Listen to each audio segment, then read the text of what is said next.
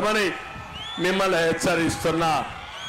ఇలాంటి కార్యక్రమాలు చేసి రాష్ట్రాన్ని సర్వనాశనం చేసిన వ్యక్తి ఈ సైకో జగన్మోహన్ రెడ్డి. ఈ రోజు మేము ఎన్నికల మేనిఫెస్టో తీసుకొచ్చాం. ఎన్నికల మేనిఫెస్టో మీరు చూస్తే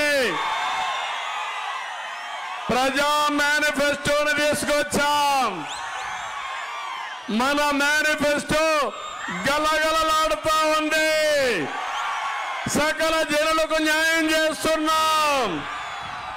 జగన్మోహన్ రెడ్డి ఎన్నికల మేనిఫెస్టో వెలవెలబోయిందని మీ అందరికీ విజ్ఞప్తి చేస్తున్నా. ఏం తమ్ముళ్ళు, మేము ఇచ్చిన మేనిఫెస్టోలో మీ అందరికీ అనేక విషయాలు ఉన్నాయా లేదా అని మిమ్మల్ని అడుగుతున్నా.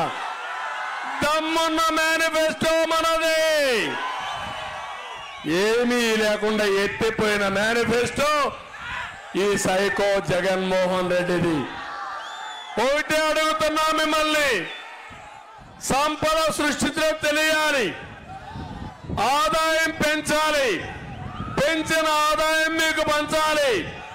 అట్లా కాకుండా బటన్ నొక్కతా అని అంటాడు.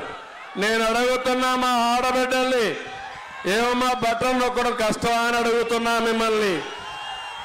మన ఇంట్లో బామ్మని అడిగి ఎట్నొక్కాలో చెప్తే ఆవిడ కూడా నొక్కుతుందా లేదా అని మిమ్మల్ని అడుగుతున్నా.